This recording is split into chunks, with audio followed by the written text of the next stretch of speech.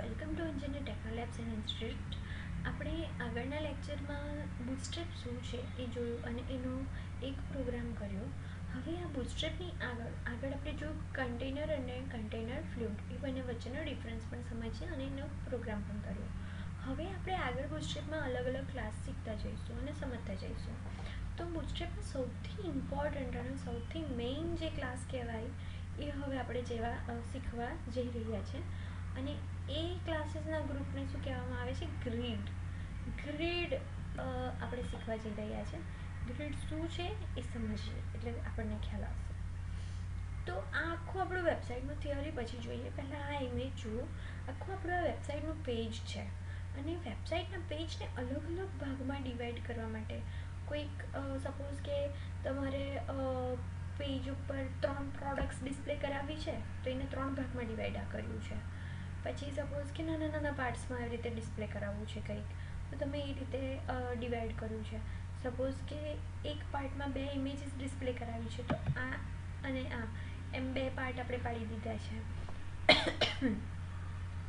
તો આવી રીતે આપણે લોકોએ ડિવિઝન કરી અને અલગ અલગ એક જ રોની અંદર ડિવિઝન કરી અને અલગ અલગ વસ્તુઓ ડિસ્પ્લે કરાવવી હોય એના માટે વેબ પેજમાં ગ્રીડનો યુઝ થાય છે બૂટસ્ટ્રેપમાં. ગ્રીડ એક સિસ્ટમમાં એક રોમાં મેક્સિમમ ગ્રીડ 12 જ હોય છે. સબ ગ્રીડ આપણે બનાવી શકીએ છીએ એટલે કે ગ્રીડની અંદર ગ્રીડ બનાવી શકીએ છીએ એટલે સમજો ને કોલમ્સ, આ બધી કોલમ્સ છે તો એ મેક્સિમમ કેટલી હોય તો 12. આ જુઓ અહીંયા 1 2 3 4 5 6 7 8 9 10 11 અને 12 તો 12 બનાવી શકાય છે. હવે એમાંથી તમારે એક રોની અંદર તમારે 12 વસ્તુઓ ડિસ્પ્લે કરાવી હોય તો એક ગ્રીડ લો. તમારે સપોઝ કે એક ગ્રીડની અંદર એક રોની અંદર તમારે 3 વસ્તુ ડિસ્પ્લે કરાવી છે તો શું કરવાનું? આ 4 કોલમ્સને ભેગી કરી, અહીંયા પણ 4ને ભેગી કરી અને અહીંયા પણ 4ને ભેગી કરીને અહીંયા 3 વસ્તુ ડિસ્પ્લે કરાવી. અનઇવન તમારે ડિસ્પ્લે કરાવવું છે કે એક બાજુ તમારે 4માં ડિસ્પ્લે કરાવવું છે અને એક બાજુ મોટી લેવું છે. આ બાજુ આપણે 8 કોલમને ભેગી કરી અને અહીંયા આપણે 4ને ભેગી કરી. આ 6 છે અને એવી જ રીતે તમારે એક મોટું ઇમેજ ડિસ્પ્લે કરાવી છે. ઇમેજ કે ગમે તે વસ્તુ તમારે ડિસ્પ્લે કરાવવી છે તો અહીંયા આપણે 12ની કોલમ લીધી છે. તો બસ થિયરીમાં એ જ વસ્તુ લખ્યું છે. Bootstrap's grid system allow up to 12 columns across the page. If you do not want to use all 12 columns individually, you can group the columns together to create wider columns. તમે programme જોશો એટલે વધારે ખ્યાલ આવશે પણ તેના રૂલ્સને બધું સમજવું પહેલાં એ જરૂરી છે પ્રોગ્રામ કરવા પહેલાં. હવે આના રૂલ્સ શું છે તો એ સમજીએ. Rows must be placed within a container or container fluid for proper alignment and padding. Compulsory આપણે લોકોએ કન્ટેનર અથવા કન્ટેનર ફ્લુઇડ જે આગળ આપણે ક્લાસ જોયા એની અંદર જ આપણે લોકોએ રોઝ બનાવવાની છે તો જ તમને પ્રોપર એનું આઉટપુટ મળશે. Second, use rose to create horizontal groups of columns. Horizontal groups બનાવવા માટે આપણે લોકો ગ્રીડનો યુઝ કરીએ છીએ અને એમાં આપણે રોઝનો યુઝ કરવો કમ્પલસરી છે. રોઝ ક્લાસનો આપણે યુઝ કરવાનો છે. Content should be placed within columns and only columns may be immediate children of rows. તમે જે કન્ટેન્ટ કોલમ્સની અંદર મૂકવાના છે એ રોઝની ઇમિડિયેટ ચાઇલ્ડ હોવા જોઈએ એટલે કે એના રોની અંદર કોલમ્સ જ આવવા જોઈએ. એ આપણે પ્રોગ્રામમાં સમજશું એટલે વધારે ખબર પડશે. Predefined classes like row and calls sm4 are available for quickly making grid layout. Predefined classes છે make grid બનાવવા માટે. Columns create getter gaps between column content via padding. That padding is offset in rows for the first and last column via negative margin on rows. Row જ્યારે તમે બનાવશો એની આગળ અને પાછળ બંને બાજુ થોડી થોડી સ્પેસ છૂટશે તો એ સ્પેસ બાય ડિફોલ્ટ હોય છે. એને તમે માઇનસમાં માર્જિન આપી અને પછી એ તમે સ્પેસ રિમૂવ કરી શકો છો. Grid columns are created by specifying the number of 12 available columns you wish to span.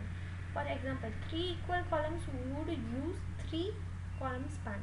હા, એટલે તમારે મેં તમને આગળ આમાં એક્ઝામ્પલમાં બતાવ્યું એ રીતે કે તમારે 3 પાર્ટ કરવા છે તો તમારે 4 ભેગા કરવા પડશે. 12 ડિવાઈડ બાય 3 એટલે 4 આવે, તો 4 તમારે 4 કોલમ્સને ભેગી કરીને બનાવી શકો છો.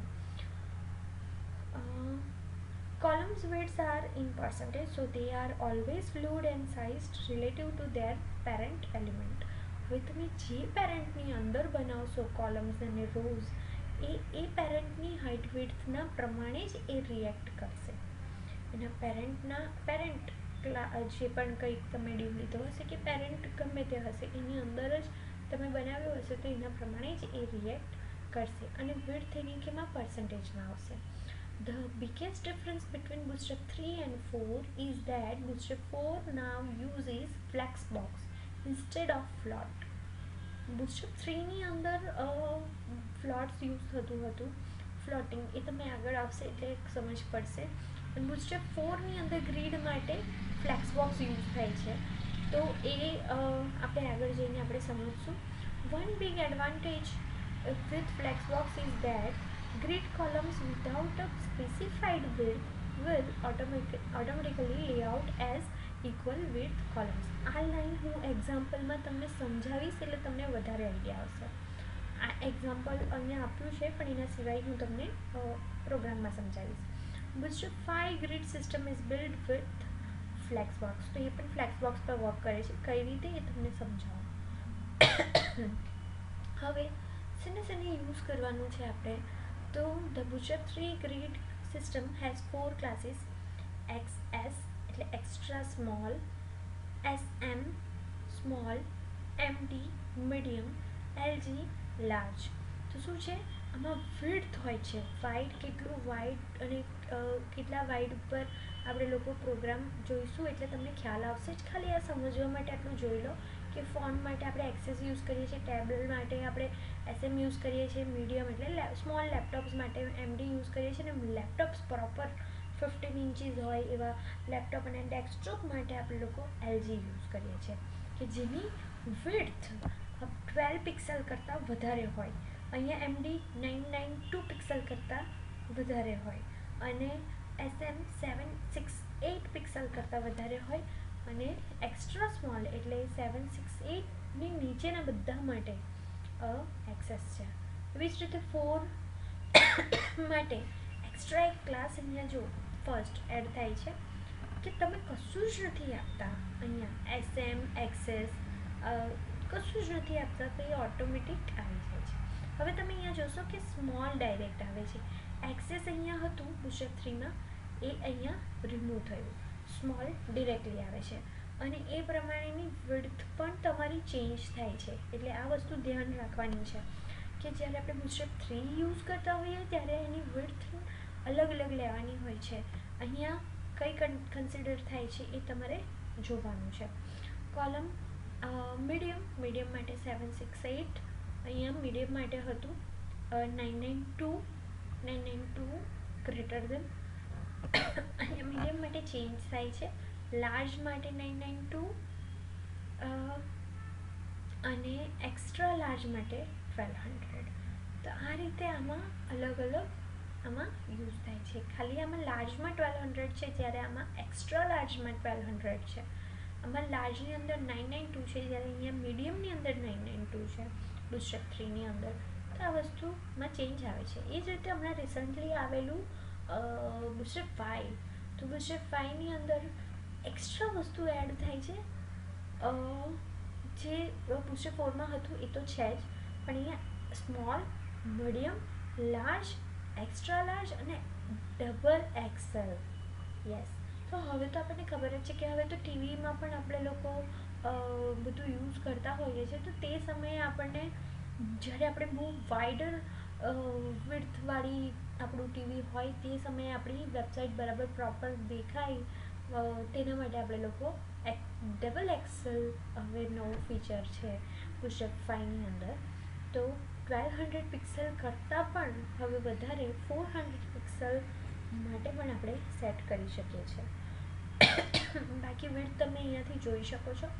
તો આ રીતે બુટસ્ટ્રેપ 3, 2, 4 સોરી 2 નહીં, બુટસ્ટ્રેપ 3, 4 અને 5 એ ત્રણેય માટે તમે ગ્રીડને આ રીતે કરી શકો છો. એકદમ સિમ્પલ થિયરી મેં સમજાવી છે.